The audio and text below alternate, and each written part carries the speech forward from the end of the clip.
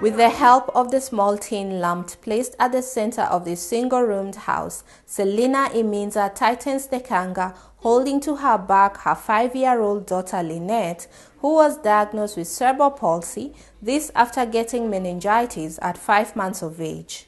Like every other day, she heads to the Action Foundation Center, which is a stone's throw away from her house, where Lynette spends most of her day. This parent-run center acting as a support group and a light not only for Lynette, but for other children with disability within the sprawling Kibera slums in Nairobi. Nikimleta hapa nakuanga shua juu anakuanga vizuri, akosevu vizuri sana. Wanamwangalia vizuri, chakula anakula na shiba vizuri. For Selina, it means she has time to go and open her grocery shop that is used to supplement the family income, knowing that her child will be well looked after. But this is often not the case for most children with disability in Kenya, who stay hidden behind closed doors, with many denied the chance to live a normal life. People tend to really sideline a family which has a child with disability at their own community. It even reaches a point whereby children in the community are told not to play with so-and-so because he or she has a disability.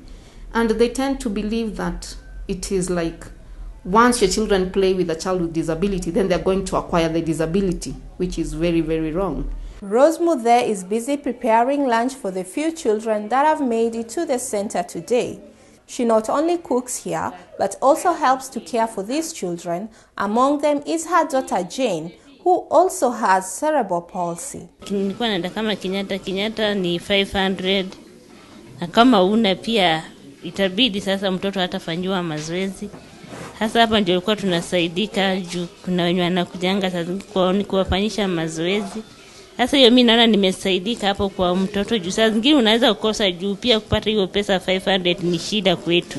An organization such as the Action Foundation helps to bring services such as therapy and care to these children with disabilities who in many instances are not able to access these services due to the distance and the costs involved. Currently do not have a full-time therapist. We had one, but she had to leave the country, so having a therapist here really helps a lot because of our location, we are very accessible by all the villages within the slum. Children with disability in Kenya and in most developing nations often miss out on quality health care due to strained health infrastructure in the public sector.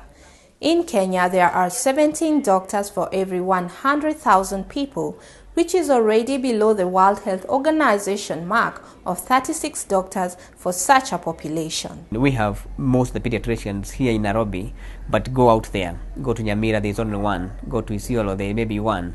Go to other huge regions of this country, Marsabit and Mandera, there is none. And that is the story in more than half of the Kenyan geographical area. There may be no pediatrician to assess that baby.